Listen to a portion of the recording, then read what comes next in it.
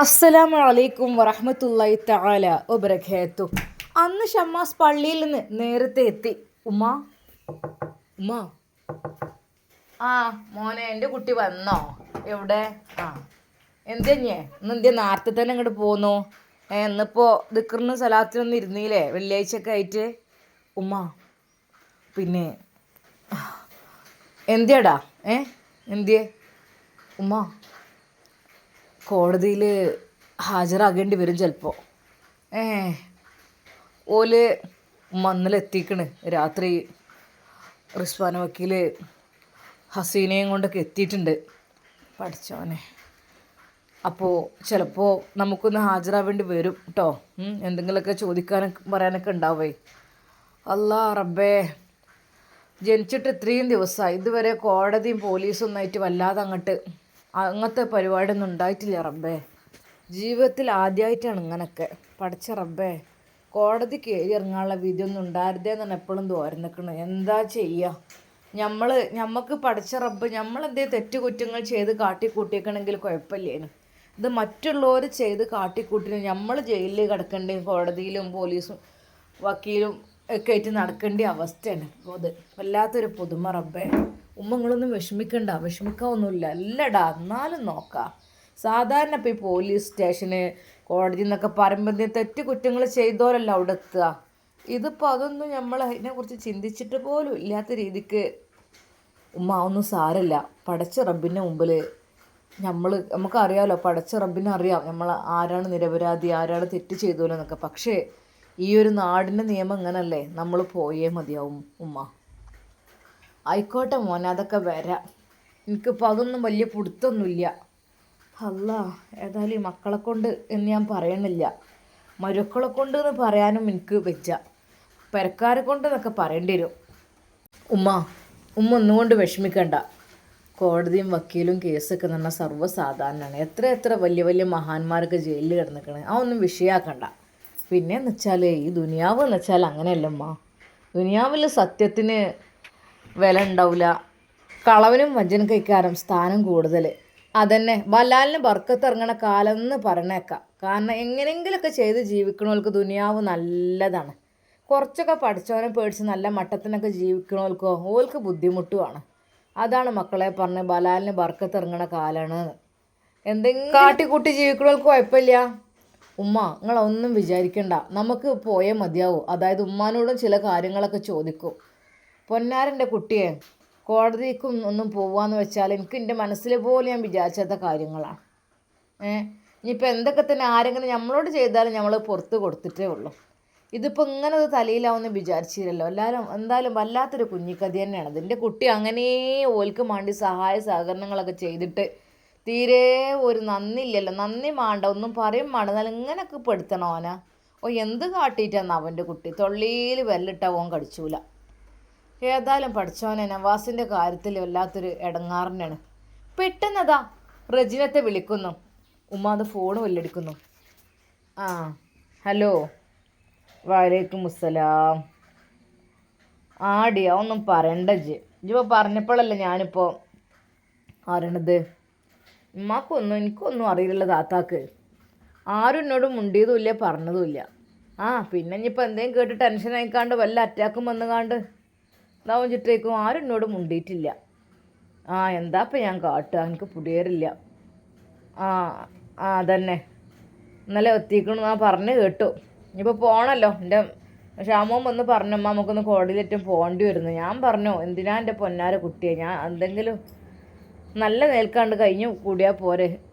ഓൻ പറഞ്ഞു എന്നോട് ഉമ്മ ചിലപ്പോൾ ചിലതൊക്കെ ചോദ്യങ്ങളൊക്കെ ചോദിക്കുമ്പോഴേ അതിനനുസരിച്ച് നമുക്ക് പറയേണ്ടി വരും. എന്തൊക്കെയാണ് പറഞ്ഞു കൊടുത്തേക്കണ ആർക്കറിയാം. ഇനിയിപ്പോൾ ഇവളേറ്റ് സൗദനായിട്ട് പോകേണ്ടിരുന്നാണ് തോന്നുന്നത്. എൻ്റെ പൊന്നാര താത്ത, സൗദനായിട്ടുള്ള ഓലേറ്റ് കല്യാണം വേണ്ടില്ലായിരുന്നു അല്ലേ?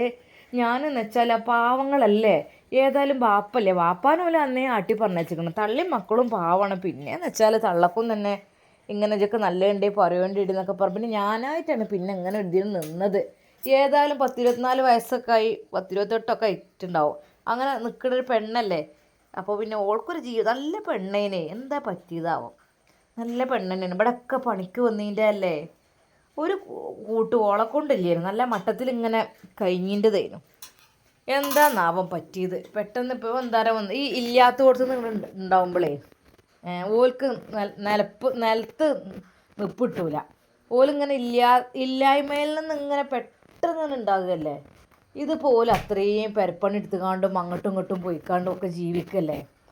അല്ല, അങ്ങോട്ടും ഇങ്ങോട്ടും പോയി പെരാലത്തെ പണിയെടുത്ത് അതൊക്കെ ഇങ്ങനെ ആക്കി ജീവിക്കുക. പെട്ടെന്ന് ഒരു നിമിഷം എന്താ ഇപ്പോൾ ഒരു ചൊല്ലുണ്ടല്ലോ, എന്താ കട്ടുറുമ്പിനെടുത്ത് അട്ടനെടുത്ത് മെത്തേക്കെടുത്ത് അങ്ങനെയൊക്കെ പറയില്ലേ, അതേപോലെ തന്നെ. അങ്ങനെ ഈ ഒരു നിലത്ത് ഇങ്ങനെ നടക്കണ ഈ ഒരു ജന്തുക്കളെടുത്ത് നമ്മൾ പെട്ടെന്നൊരു പട്ടുമത്തിക്ക് എടുത്താൽ എങ്ങനെയൊക്കാരം ഓൽക്കൊരു പൊളച്ചിലേക്കാരം, ഓൽക്ക് കൂടുതൽ ഓൽക്ക് ഇങ്ങോട്ട് കെടുക്കാൻ കഴിയൂല, അങ്ങനത്തെ ഒരു അവസ്ഥയേക്കാരം. പിന്നെ ഓൽക്ക് അഹങ്കാരം കൂടും. ഇതിപ്പോൾ എന്തായി, എത്ര എളുപ്പം കൊണ്ട് കല്യാണം കഴിഞ്ഞ ഉടനെ ഗൾഫിക്ക് പോക്കും ഓളവിടെ ഫ്ലാറ്റിൽ ജീവിതവും. നവാസ് എന്ന് വെച്ചാൽ നല്ല മട്ടത്തിന് ഓളെ നോക്കും. അതിപ്പോൾ പെണ്ണുങ്ങളെ ഓളെ അങ്ങനെ തന്നെ, ഫസീലാനി അങ്ങനെ തന്നെയാണ്. പെണ്ണുങ്ങളിൽ വിഷമിപ്പിക്കൂല, ചീത്ത പറയില്ല. അങ്ങനെ ഞാൻ അപ്പോഴേ പറയും തലയിൽ വെക്കണ്ട എന്ന്. തലയിൽ വെച്ചാലേ അത് നിലത്തിറങ്ങാൻ പണിയേക്കാരെന്ന് മോനേന്ന് ഞാൻ പറയലുണ്ട്. എന്താ ചെയ്യുക, ഒരുത്തി ഏതായാലും അങ്ങനെ അപ്പം അങ്ങനെ ഉണ്ടായി. ഇപ്പോൾ ഇവളും തന്നെ നല്ല മട്ടത്തിൻ്റെ കുട്ടി നോക്കീനെ, ഗൾഫിൽ പോയിക്കാണ് നല്ല മട്ടം, എന്തോ ഒരു സുഖേനെ ഓൾക്ക് അവിടെ. ഈ 2 കുട്ടികളുണ്ട്, നവാസിന് 2 വലിയ കുട്ടികളുണ്ടെന്ന് വിചാരിച്ച് കണ്ട് ഓൾക്കൊരു ബുദ്ധിമുട്ടില്ല. ഓരോ കാര്യമായിട്ട് അങ്ങനെ നടക്കുക, പാവം മക്കളാണ്. എന്താ മോളെ റെജിന ചെയ്യുക. ഏതായാലും നമ്മൾ നല്ല മട്ടത്തിന് നല്ല ഇഷ്ടംപോലെ ഓൽക്ക് ഒരു പൂക്കാലം തന്നെ ഓൾക്കാണ് കൊടുത്തതോടുകൂടി എന്തെനിക്കറിയില്ല, അതൊന്നും കുഴപ്പമില്ലേനു. പള്ളിയിൽ ഇങ്ങോട്ട് ഉണ്ടായി തുടങ്ങിയപ്പോഴാണ് മറ്റോള് ഓളമ്മ കുഞ്ഞിക്കതിയെ വിളി തുടങ്ങിയത്. ഇനിയിപ്പോൾ പഴയമാരൊന്നും അല്ല കേട്ടാ, ഇനിയിപ്പോൾ പുത്തൻ വീട് തറവാട്ടത്തെ മരോളാണ്, അങ്ങനെയാണ് ഇങ്ങനെയാണ്. മറ്റീറ്റങ്ങളെ കുട്ടികളെ നോക്കാനും പിടിച്ചാനും കുളിപ്പിച്ചാനും നിൽക്കൊന്നും വേണ്ട, റെസ്റ്റ് എടുത്തോണ്ടീന്ന് പറഞ്ഞുകാണ്ട് ആദ്യമൊക്കെ ഇപ്പോൾ എതിർത്തിന്നു. അതിനുമ്മ എന്താ കുഴപ്പമൊന്നുമില്ലല്ലോ. പിന്നെ ഇങ്ങനെ ഇമ്മാർ പറഞ്ഞ് അത് ചില പെണ്ണ് കെട്ടിയ ചില ആണുങ്ങൾ അങ്ങനെ ഉണ്ടാവും. പെണ്ണ് കെട്ടിക്കഴിയോളം ഉമ്മാനോട് വലിയ സ്നേഹം കുറിപ്പൊക്കെ ഇക്കാരം. പെണ്ണ് കെട്ടിക്കഴിഞ്ഞാലോ പിന്നെ ഈ പെണ്ണുങ്ങളെ വാക്ക് കേട്ട് കണ്ട് കുട്ടീൻ്റെ സ്വഭാവം തന്നെ മാറും. അതെ, ഇമ്മയെ വിചാരിച്ചിട്ട് നിങ്ങൾ അങ്ങനെ അതിനെന്തിനും നിൽക്കണ്ട, എല്ലാത്തിനും ഉമ്മാൻ്റെ ഇഷ്ടത്തിന് നിന്ന് കൊടുക്കണ്ട. പെങ്ങന്മാരോടൊക്കെ എപ്പോഴും പോകും, ഓലെ വിളിക്കൊന്നും വേണ്ട, ഓലോട് വലിയ അതൊന്നും വേണ്ട, ഓലും കെട്ടിച്ചയച്ചല്ലേ, ഇനി എന്തിനും നിങ്ങൾ ഓല കാര്യം നോക്കണ്.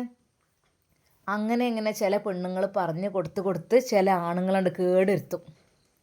അങ്ങനെ കേടെടുത്തിയാൽ എന്തായി തീരും, ഓല സ്വഭാവം മാറും. എൻ്റെ നവാസിനെ കൊണ്ട് എനിക്ക് പറയുകയാണെങ്കിൽ എനിക്ക് കുറച്ച് കാര്യങ്ങൾ എൻ്റെ മനസ്സിൽ പറയാനുണ്ട്. ഒന്നുമല്ല എൻ്റെ പൊന്നാറ് റെജിന, അല്ലേ ആ വലിയൊരു ബമ്മാട് അവിടെ കെട്ടിപ്പൊന്തിച്ചിട്ട് ഉമ്മാനോടൊരു വാക്ക് പറഞ്ഞില്ലോന്, ആ ഒരു വേദന എൻ്റെ മനസ്സിലേക്ക് ഉണ്ട്. എന്നാലും ഞാൻ പഠിച്ചവനോട് ദ്വാരക്കേന്, പഠിച്ചവനെ എൻ്റെ കുട്ടിക്ക് അങ്ങനെ ഒരു വിഷമവും ബുദ്ധിമുട്ടും ഉണ്ടാവരുത്, അവനക്ക് നല്ല ബുദ്ധി കൊടുക്കണേ, അവനക്കൊരു കുഴപ്പം ഉണ്ടാവരുതേ എന്നാണ് ഞാൻ അപ്പോഴും ദ്വാരുന്നതിൻ്റെതേ. കാരണം എന്താണെന്ന് വെച്ചാൽ നമ്മൾ തള്ളാരെ മനസ്സ് വേദനിച്ചാൽ ഒന്നും പറ്റൂലല്ലോ, അങ്ങനെ വേദനിപ്പിക്കണം നല്ലതല്ലല്ലോ എന്ന് കരുതിയിട്ടേ ഞാനത് മുണ്ടാതെ അവിടെ എൻ്റെ മനസ്സിൽ വെച്ചൊക്കെ തന്നെയാണ്. അപ്പോൾ ഞാൻ കണ്ടിട്ട് പോലും ഓല് പറഞ്ഞില്ല ഇത് ഇന്നതാണ് അങ്ങനെ ഓല് മറച്ചു വെച്ചു. എൻ്റെ നവാസ് മുണ്ടിയതില്ലോ, അവൻ അറിവില്ലായ്മ കൊണ്ടാണ്. അതിന് മണ്ണിൻ്റെ ഷമ്മാസോ ഒരു ഓലക്കൊടിൻ്റെ അല്ലെങ്കിൽ ഒരു സൂചി വാങ്ങുകയാണെങ്കിലും അല്ലെങ്കിൽ എടുക്കുകയാണെങ്കിലും വെക്കുകയാണെങ്കിലും ഉമ്മ അത് ഞാൻ ചെയ്യട്ടെ എന്ന് ചോദിച്ചിട്ടൊരു ചോദ്യം അവൻ ചോദിച്ചു. അങ്ങനെ ഓൻ്റെ വേറെ മട്ടാണ്, അത് പറഞ്ഞിട്ട് കാര്യമില്ല. ഓന് പേടിയാണ്. എന്താണെന്ന് വെച്ചാൽ ഉമ്മാനെ വെറുപ്പിച്ചാൽ എന്തേലും പറ്റുമോ എന്നുള്ളൊരു ബേജാറാണ് ഓനക്കുള്ളത്. ഓരോ മക്കൾക്കും ഓരോ ഇത്, അല്ലാപ്പോൾ എന്ത് പറയാനാ. അല്ലാ, ഏതായാലും പൊന്നാര റജിയെ ഇനിയിപ്പോൾ ഇവിടേക്കൊക്കെ കോടതിക്കൊക്കെ പോകേണ്ടി വരും. ഞാൻ പറഞ്ഞില്ലേ, ചില പെണ്ണുങ്ങളെ കയ്യിൽ ആണുങ്ങളങ്ങോട്ട് കിട്ടിക്കഴിഞ്ഞാൽ പിന്നെ ഓലങ്ങോട്ട് ഒരു വരുതിയിലാക്കുമല്ലോ. ചിലവർ പറഞ്ഞൊക്കെ ഈ പെണ്ണിട്ട് കഴിഞ്ഞാൽ മൺപാത്രം പോലെയാണ്. മൺപാത്രം എന്ന് വെച്ചാൽ ആ പെണ്ണിൻ്റെ കൈക്കൽ കിട്ടിയാൽ ഏതൊക്കെ രൂപത്തിലാക്കാം, അങ്ങനെ ആക്കി എടുക്കാമല്ലോ. ഉമ്മാനോടും പെങ്ങന്മാരോടൊന്നും വല്ലാതെ മുണ്ടും ഇതാക്കൊന്നും വേണ്ട. പെണ്ണുങ്ങളോട് മാത്രം, ഞാൻ മാത്രമാണ് നിങ്ങളെ ഭാര്യ, വേറുള്ളവരൊക്കെ ഓരോ ചിലവിൽ ജീവിക്കട്ടെ. അങ്ങനെയൊക്കെ പലത് എത്ര ആൾക്കാരങ്ങനെ ഉണ്ടടി, തെറ്റിപ്പോകും. അങ്ങനെയൊക്കെ അതുവരെ നല്ല മട്ടത്തിനേക്കാരമ്മയും മക്കളും. പിന്നെ കുറച്ചാണ്ട് കഴിഞ്ഞാൽ സ്വഭാവം മാറും, ഉമ്മക്ക് എന്ത് വേദന ഉണ്ടാവും.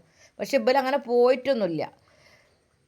പിന്നെ ഇപ്പം എന്താ, ഉമ്മ അതള്ള പറഞ്ഞു കൊടുത്ത് ഓൽക്കിപ്പോൾ ഓൻ്റെതൊക്കെ കണ്ട് കിട്ടണം. ഓൻ്റെ പൈസയും ഓൻ്റെ എല്ലാം കിട്ടിക്കണമല്ലോ, കിട്ടാനുള്ളതൊക്കെ കിട്ടിക്കണം. ഊറ്റി കുടിച്ചേക്കണം ഓന, എല്ലാം ഊറ്റി കുടിച്ചതിൻ്റെ ശേഷം എന്താട്ടി ഓലാണ്ട് കേസ് കൊടുത്തു.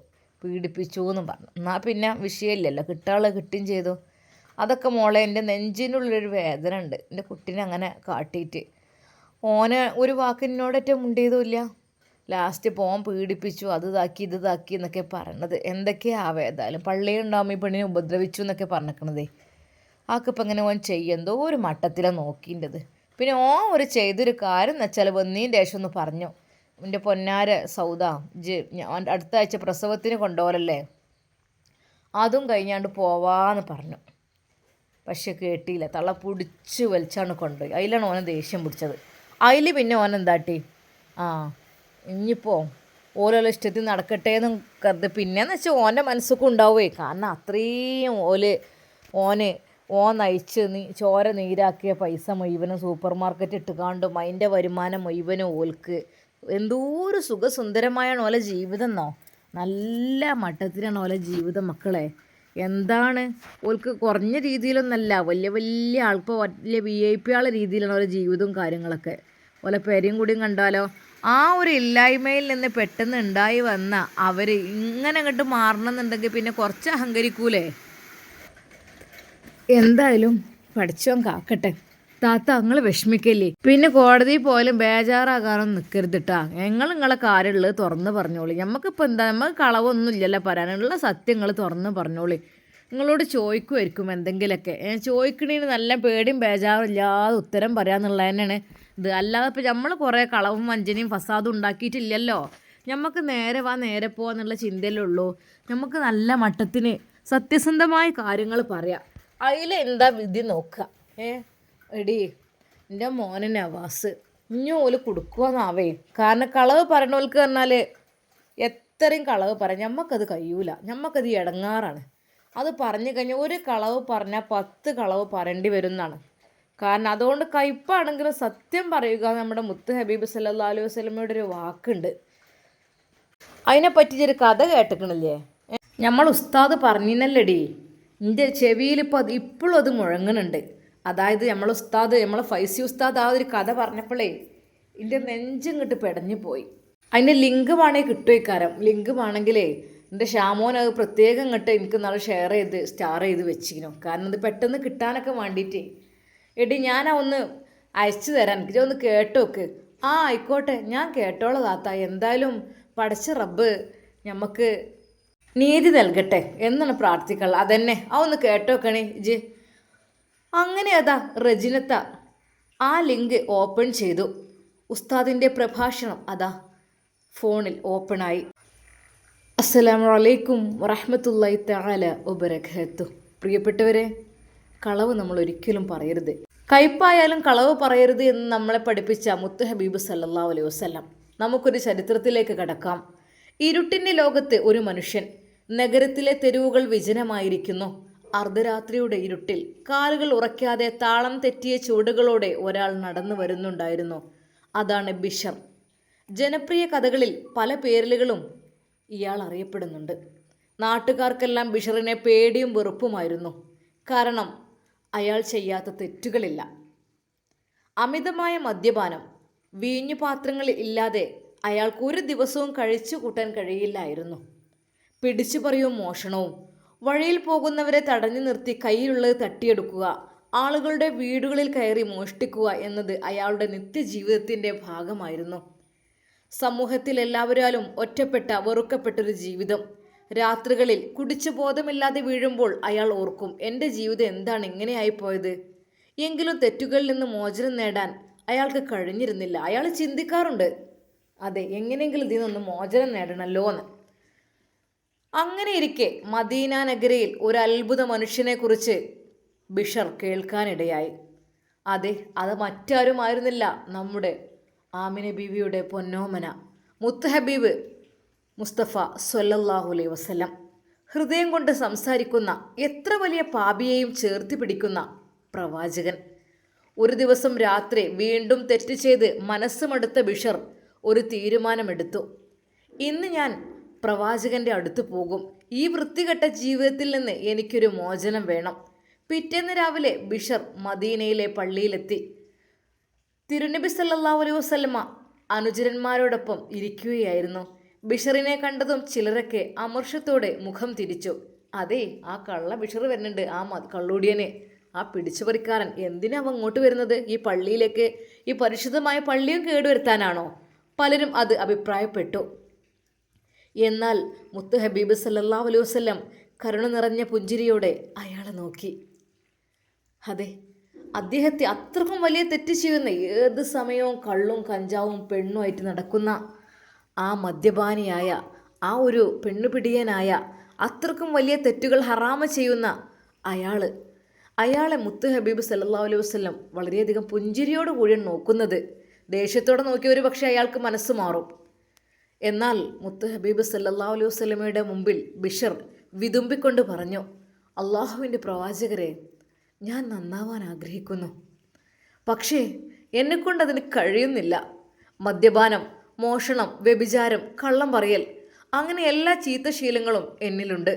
ഇവയെല്ലാം ഒരേ സമയം ഉപേക്ഷിക്കാൻ എനിക്ക് കഴിയില്ല. ഒരൊറ്റ തിന്മ മാത്രം ഉപേക്ഷിക്കാൻ ഞാൻ തയ്യാറാണ്.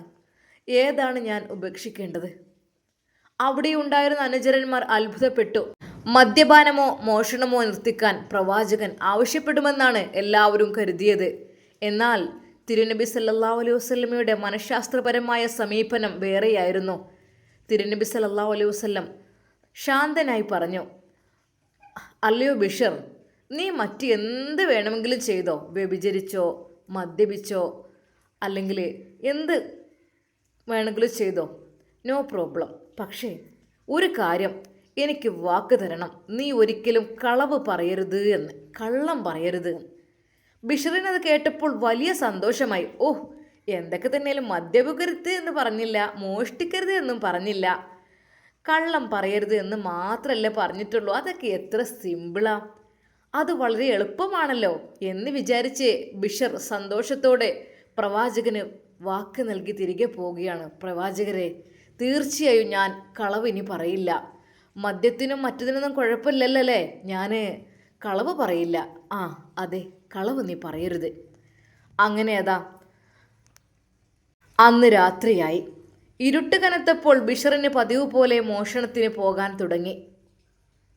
തോന്നി. അതെ, സമയം ആയിട്ടുണ്ട്, പോകട്ടെ, ഇറങ്ങട്ടെ, എന്തെങ്കിലും കയ്യിൽ തടയണമല്ലോ, എങ്കിലാണല്ലോ നാളെ മദ്യപിക്കാനൊക്കെ ഉള്ള ക്യാഷ് കിട്ടുകയുള്ളൂ. അതെ, യെസ്. അയാൾ ഒരു സമ്പന്നൻ്റെ വീട്ടിൻ്റെ മതിൽ ചാടിക്കടന്നു. ഓരോ സമ്പന്നരുടെ വീട്ടിലായിരിക്കുമല്ലോ ഒരുപാട് സ്വത്തും സമ്പത്തും. അതുകൊണ്ട് തന്നെ വലിയൊരു സമ്പന്നൻ്റെ വീട്ടിൻ്റെ മതിൽ ചാടിക്കടന്നു. പണവും സ്വർണവും അടങ്ങിയ പെട്ടി കൈക്കലാക്കി അദ്ദേഹം സന്തോഷത്തോടു കൂടി തിരിച്ചു പോരുകയാണ്. ആ സമയത്താണ് അയാൾക്ക് പ്രവാചകൻ്റെ വാക്കുകൾ ഓർമ്മ വന്നത്. നാളെ പ്രവാചകൻ എന്നോട് ചോദിക്കും, ബിഷർ, നീ ഇന്നലെ രാത്രി മോഷ്ടിച്ചോ? അപ്പം ഞാൻ എന്ത് പറയും? കളവ് പറയരുതല്ലോ. ഇല്ല എന്ന് പറഞ്ഞാൽ അത് തിരുനബിക്ക് നൽകിയ വാക്ക് തെറ്റിക്കലാണ്, കളവ് പറയലാണ്. അതെ എന്ന് പറഞ്ഞാൽ പ്രവാചകൻ്റെയും നാട്ടുകാരുടെയും മുന്നിൽ മോഷ്ടാവായ ഞാൻ നാണം കെടും, ശിക്ഷയും ലഭിക്കും. കാരണം ഇവിടുത്തെ അറേബ്യയിലെ ഈ നിയമങ്ങൾ തെറ്റ് ചെയ്താൽ ശിക്ഷിക്കപ്പെടണമെന്നാണല്ലോ. അതെ, കട്ടവൻ്റെ കൈ വെട്ടണമെന്നുള്ള നിയമമാണല്ലോ. എന്താ ഞാൻ ചെയ്യുക? കളവ് പറയാനും പാടില്ല, ഇനിയിപ്പോൾ ശരി പറഞ്ഞാൽ ഇത് ശിക്ഷ ലഭിക്കുകയും ചെയ്യും. ബിഷർ തരിച്ചു നിന്നു. ഇല്ല, കള്ളം പറയാൻ എനിക്ക് കഴിയില്ല.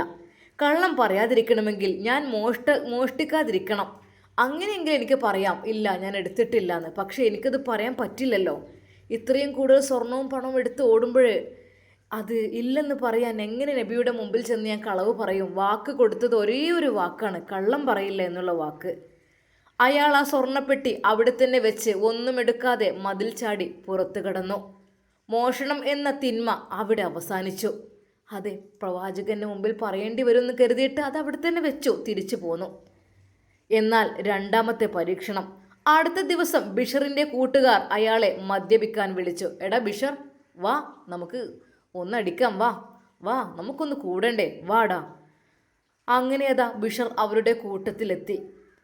വീഞ്ഞ പാത്രം കയ്യിലെടുത്തപ്പോൾ ബിഷറിൻ്റെ മനസ്സിൽ വീണ്ടും പ്രവാചകൻ്റെ മുഖം തെളിഞ്ഞു. നാളെ ഞാൻ പള്ളിയിൽ പോകുമ്പോൾ പ്രവാചകൻ ചോദിക്കും, നീ കുടിച്ചോ ബിഷർ? ഞാൻ കുടിച്ചുവെന്ന് സത്യം പറഞ്ഞാൽ പ്രവാചകന്റെ മുന്നിൽ എനിക്ക് തല ഉയർത്തി നിൽക്കാൻ കഴിയുമോ? ഇല്ല എന്ന് പറഞ്ഞാൽ അത് കളവാകും. വേണ്ട, കള്ളം പറയുന്നതിലും നല്ലത് ഇത് ഉപേക്ഷിക്കുന്നതാണ്. ബിഷർ ആ വീഞ്ഞു പാത്രം നിലത്തേക്ക് എറിഞ്ഞുടച്ചു. കൂട്ടുകാർ ചോദിച്ചു, എന്താടാ, എന്ത് പറ്റി? ഇത്രയും വിലപിടിപ്പുള്ള മദ്യമൊക്കെ നീ എന്തിനാ വെറുതെ നശിപ്പിച്ചത്? നിനക്കെന്താ ഭ്രാന്തുണ്ടോ? പലരും അവനെ ഉപദേശിച്ചു, പലരും അവനെ വഴക്ക് പറഞ്ഞു. പക്ഷേ അവനൊന്നും പറഞ്ഞില്ല. കാരണം എനിക്ക് എൻ്റെ പ്രവാചകന്റെ മുമ്പിൽ കളവ് പറയാനാവില്ല എന്നുള്ളത് കൊണ്ട് തന്നെ. മദ്യപാനം എന്ന തിന്മയും അവിടെ അവസാനിച്ചു. എന്നാൽ പതിവ് പോലെ അവനെ തേടി വരാറുള്ള ആ പെണ്ണ് അവനെ വിളിച്ചു, ബിഷർ വരൂ നമുക്കൊന്ന്. എന്നാൽ അവൻ അപ്പോഴും ആലോചിച്ചത് മറ്റൊന്നായിരുന്നു. നബി സല്ലല്ലാഹു അലൈഹി വസല്ലമ ചോദിക്കും, നീ വ്യഭിചരിച്ചോ, നീ തെറ്റുകൾ ചെയ്തോ എന്ന് ചോദിച്ചു കഴിഞ്ഞാൽ എന്ത് ഞാൻ പറയും? അതെ പെണ്ണെ, നീ ദൂരെ പോ. എന്താണ് ബിഷർ അങ്ങനെ പറയുന്നത്? എന്നെ തേടി തിരിഞ്ഞു വരുന്ന അങ്ങെന്താണ് ഇപ്പോഴും അങ്ങനെ പറയുന്നത്? എന്തു പറ്റി ബിഷർ? അവളെ കൊണ്ട് കഴിയുന്ന രീതിയിൽ ബിഷറിനെ അതെ തന്നിലേക്ക് ചേർക്കുവാൻ വേണ്ടി നിൽക്കുന്നു. ഇല്ല പെണ്ണെ, നീ പോ, ദൂരെ പോ, ഇപ്പം എൻ്റെ മുമ്പിലേക്ക് നീ വരരുത് എന്ന് പറഞ്ഞുകൊണ്ട് ബിഷർ അവളെ പറഞ്ഞയക്കുകയായിരുന്നു. ഇങ്ങനെ ഓരോ തിന്മകൾ ചെയ്യുവാൻ തുനിയുമ്പോൾ കള്ളം പറയരുത് എന്നൊരൊറ്റ വാഗ്ദാനം അയാളുടെ മുന്നിൽ കോട്ടയായി നിലകൊണ്ടു. ഓരോ പ്രവൃത്തിക്കും മറുപടി പറയേണ്ടി വരുമെന്ന്, സത്യം മാത്രമേ പറയാവൂ എന്നുള്ള തിരിച്ചറിവ് അയാളിലെ എല്ലാ തിന്മകളെയും ഓരോന്നായി കരിച്ചു കളഞ്ഞു. കുറച്ച് ദിവസങ്ങൾക്ക് ശേഷം ബിഷർ വീണ്ടും തിരുനബിയുടെ സന്നിധിയിലെത്തി. അയാളുടെ മുഖത്ത് പശ്ചാത്താപത്തിൻ്റെ തെളിച്ചമുണ്ടായിരുന്നു. അയാൾ പ്രവാചകന്റെ കാൽക്കൽ വീണ് കരഞ്ഞുകൊണ്ട് പറഞ്ഞു, അള്ളാഹുവിൻ്റെ പ്രവാചകരെ, കള്ളം പറയരുത് എന്ന താങ്കളുടെ ഒരൊറ്റ ഉപദേശം എന്നിലെ എല്ലാ തിന്മകളെയുടെയും വാതിലുകൾ അടച്ചു കളഞ്ഞു. ഞാനിപ്പോൾ പൂർണ്ണമായും മാറി. ഇനി ഞാൻ മദ്യപിക്കില്ല, മോഷ്ടിക്കില്ല, വ്യഭിചരിക്കില്ല, ഒരു തെറ്റും ചെയ്യില്ല. തിരുനബി സല്ലല്ലാഹു അലൈഹി വസല്ലം പുഞ്ചിരിയോടെ ബിഷറിനെ ചേർത്തണച്ചു. പ്രിയമുള്ളവരെ, നിങ്ങൾക്ക് ഇതിൽ നിന്ന് എന്ത് മനസ്സിലായി? സത്യസന്ധതയാണ് എല്ലാ നന്മകളുടെയും മൂലക്കല്ല്. കളവ് ആണ് എല്ലാ പാപങ്ങളുടെയും മാതാവ്. സത്യം പറയാനുള്ള ധൈര്യം ഒരാൾക്കുണ്ടെങ്കിൽ അയാൾക്ക് തെറ്റുകളിൽ നിന്ന് എളുപ്പത്തിൽ പിന്തിരിയാൻ സാധിക്കും. ഒരു മനുഷ്യനെ മാറ്റിയെടുക്കുവാൻ ഒരേ സമയം 100 ഉപദേശങ്ങൾ നൽകുന്നതിനേക്കാൾ ഫലപ്രദമായിരിക്കും അയാളുടെ മനസ്സിൻ്റെ അടിത്തറ തിരുത്തുന്ന ഒരു ചെറിയ മാറ്റം ഉണ്ടാക്കിയെടുക്കൽ. കുറച്ച് ദിവസങ്ങൾ കടന്നുപോയി. ബിഷറിൻ്റെ ജീവിതത്തിൽ മുൻപെങ്ങുമില്ലാത്ത വിധം ഒരു വലിയ മാറ്റം സംഭവിച്ചു കഴിഞ്ഞു. അയാൾ പതിവ് പോലെ അർദ്ധരാത്രികളിൽ തെരുവുകളിൽ അലഞ്ഞു തിരിഞ്ഞില്ല. മദ്യത്തിൻ്റെ ലഹരിയിലോ അടുത്ത വീട്ടിൽ എങ്ങനെ കയറി മോഷ്ടിക്കണം എന്നുള്ള ചിന്തയോ അയാൾ അലട്ടിയില്ല. പകരം പല പെണ്ണുങ്ങളും അയാളെ വിളിച്ചു, പക്ഷേ അവിടേക്കൊന്നും അയാൾ പോയില്ല. പകരം ഒരു കുഞ്ഞു കള്ളം പോലും തൻ്റെ നാവിലൂടെ പുറത്തു വരരുത് എന്ന വലിയ ഭയവും ജാഗ്രതയുമായിരുന്നു അയാളുടെ മനസ്സിൽ. അത്രയും സത്യം മാത്രം പറയുക എന്നൊരൊറ്റ തീരുമാനം അയാളുടെ ചിന്തകളെയും പ്രവൃത്തികളെയും പൂർണ്ണമായും ശുദ്ധീകരിച്ചിരുന്നു. അതെ, കയ്പായാലും കളവ് പറയരുത്. അങ്ങനെയിരിക്കെ ഒരു പ്രഭാതത്തിൽ ബിഷർ വീണ്ടും മദീനയിലെ പള്ളിയിലേക്ക് നടന്നു ചെന്നു. പക്ഷേ ഇത്തവണ അയാളുടെ ചുവടുകൾക്ക് പഴയ പോലെ ഇടർച്ചയുണ്ടായിരുന്നില്ല. കണ്ണുകളിൽ ഭയമോ കുറ്റബോധമോ ആയിരുന്നില്ല. പകരം വല്ലാത്തൊരു സമാധാനവും വെളിച്ചവും പ്രകാശിച്ചിരുന്നു. നബി സല്ലല്ലാഹു അലൈഹി വസല്ലമ അനുചരന്മാരോടൊപ്പം ഇരിക്കുമ്പോൾ ബിഷർ നബിയുടെ മുന്നിലേക്ക് ചെന്നു. ആളുകൾ അത്ഭുതത്തോടെ അയാളെ നോക്കി. ബിഷർ വിതുമ്പിക്കൊണ്ട് നബി തങ്ങളുടെ മുന്നിൽ മുട്ടുകുത്തിയിരുന്നു. അയാൾ വിറക്കുന്ന ശബ്ദത്തിൽ പറഞ്ഞു, അള്ളാഹുവിൻ്റെ പ്രവാചകരെ, അവിടുന്ന് എന്നോട് കളവ് പറയരുതെന്ന് മാത്രമാണ് ആവശ്യപ്പെട്ടത്. അത് വളരെ എളുപ്പമുള്ള കാര്യമാണെന്ന് ഞാൻ ആദ്യം കരുതിയത്. എന്നാൽ മോഷ്ടിക്കാൻ പോയപ്പോൾ, മദ്യപിക്കാൻ തുനിഞ്ഞപ്പോഴും ആ കള്ളം പറയാതിരിക്കാനുള്ള ശ്രമമാണ് എന്നെ തടഞ്ഞു നിർത്തിയത്. ഒരു തെറ്റ് ചെയ്തിട്ട് പ്രവാചകരോട് ഞാൻ അത് ചെയ്തു എന്ന് തുറന്നു പറയാൻ എനിക്ക് നാണക്കേടായിരുന്നു. എന്നാൽ ചെയ്തിട്ടില്ല എന്ന് നബി സല്ലല്ലാഹു അലൈഹി വസല്ലമയോട് കള്ളം പറയാൻ എനിക്ക് ഭയവുമായിരുന്നു. ആ ഒരൊറ്റ വാക്ക് എൻ്റെ എല്ലാ തിന്മകളുടെയും വാതിലുകൾ എന്നേക്കുമായി അടച്ചു കളഞ്ഞു പ്രവാചകരെ. ഞാനിപ്പോൾ പൂർണ്ണമായും ആ തിന്മകളെല്ലാം ഉപേക്ഷിച്ചിരിക്കുന്നു. കണ്ണീരണിഞ്ഞു നിൽക്കുന്ന ബിഷറിനെ നബി സല്ലല്ലാഹു അലൈഹി വസല്ലമ വാത്സല്യത്തോടെ നോക്കി പുഞ്ചിരിച്ചു. അവിടുന്ന് ബിഷറിനെ ചേർത്ത് പിടിച്ച് അപ്പോഴും പറഞ്ഞു, സത്യം മാത്രം പറയുക എന്നത് നന്മയിലേക്കുള്ള വഴിയാണ്. നന്മ സ്വർഗത്തിലേക്കുള്ള വഴിയുമാണ്. കളവ് പറയുക എന്നത് തിന്മയിലേക്കുള്ള വഴിയാണ്. തിന്മ നരകത്തിലേക്കുള്ള വഴിയുമാണ്. നാട്ടുകാർക്കെല്ലാം ശല്യക്കാരനായിരുന്ന ആ പഴയ കുറ്റവാളി അന്ന് മദീനയിലെ ഏറ്റവും വലിയ സത്യസന്ധനായ ദൈവഭയമുള്ള ഒരു നല്ല മനുഷ്യനായി മാറി. അപ്പം എൻ്റെ പ്രിയമുള്ളവരെ, കള്ളമാണ് എല്ലാ തിന്മകളുടെയും താക്കോല്. മനസ്സിലായില്ലേ? അപ്പം നിങ്ങൾ ഒരിക്കലും കള്ളം പറയരുത്. അവിടെ ശ്രദ്ധിച്ചാൽ മതി. ഒരാൾക്ക് തിന്മകൾ ചെയ്യാൻ ധൈര്യം നൽകുന്നത് ആരും അറിയില്ല, അല്ലെങ്കിൽ ചോദിച്ചാൽ കള്ളം പറഞ്ഞ് രക്ഷപ്പെടാം എന്ന തെറ്റായ ചിന്തയാണ്. എന്നാൽ എന്ത് വന്നാലും ഞാൻ സത്യമേ പറയൂ എന്ന് ഒരാൾ തീരുമാനിച്ചാൽ നാണം കെടാനും ശിക്ഷിക്കപ്പെടാനുള്ള ഭയം കാരണം അയാൾ സ്വയം തിന്മകളിൽ നിന്ന് പിന്തിരിയും. കള്ളം പറയൽ നിർത്തുമ്പോൾ ബാക്കി എല്ലാ തിന്മകളും താനേ ഇല്ലാതാകും. നമ്മുടെ മുത്ത് ഹബീബ് സല്ലല്ലാഹു അലൈഹി വസല്ലമയുടെ അതിശക്തമായ മനഃശാസ്ത്രം, സൈക്കോളജി എന്താലേ. വർഷങ്ങളായി പലവിധ തിന്മകളിൽ മുഴുകി ജീവിക്കുന്ന ഒരാളോട് നീ നാളെ മുതൽ മദ്യപിക്കരുത്, മോഷ്ടിക്കരുത്, വ്യഭിചരിക്കരുത് എന്ന് ഒറ്റയടിക്ക് ഉപദേശിച്ചാൽ കാര്യങ്ങളൊന്നും നടക്കൂല. അയാൾക്കത് ഭാരമായി തോന്നും. അത് ഉപേക്ഷിക്കാൻ അയാൾക്ക് സാധിച്ചെന്ന് വരില്ല.